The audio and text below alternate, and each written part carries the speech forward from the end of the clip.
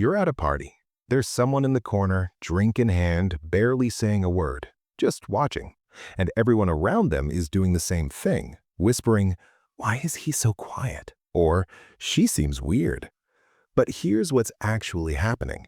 That person is probably running a faster, more detailed mental simulation of the room than anyone else in it.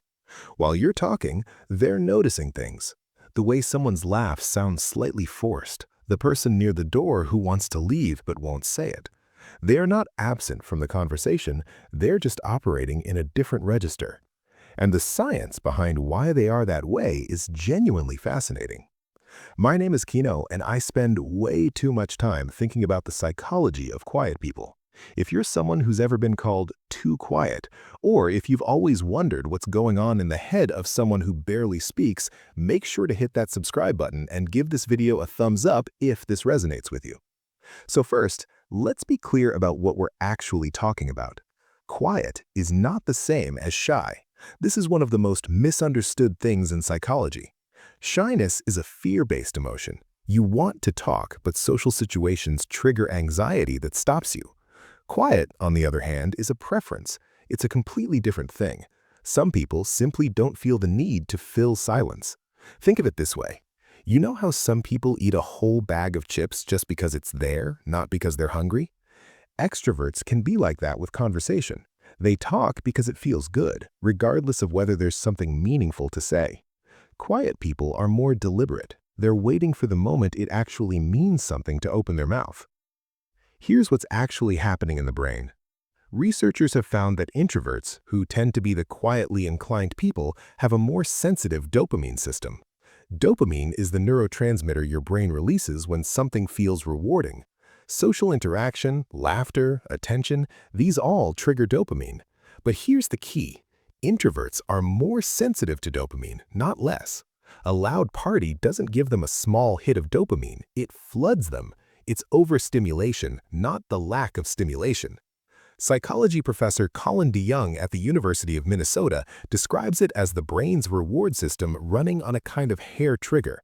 So when a quiet person leaves a party early or goes silent at dinner, they're not bored, they're full.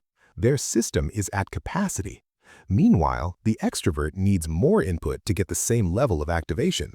This is why you and your most outgoing friend can be at the exact same event and feel completely different at the end of it.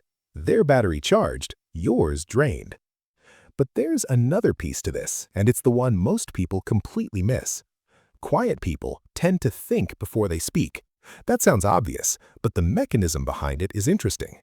Research suggests that introverted brains show more activity in the prefrontal cortex, the area responsible for planning, reflection, and internal processing.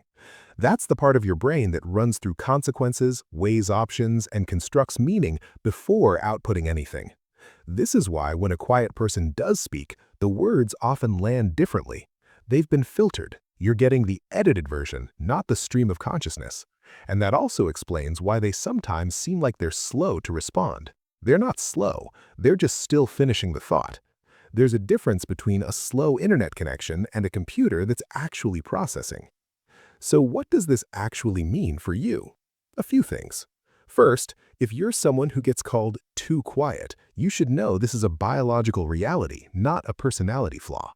About a third to half of the population leans introverted, according to researchers. You are not broken. You are wired for depth. The challenge is learning to navigate a world that rewards the loudest voice in the room, which is often not the most informed one.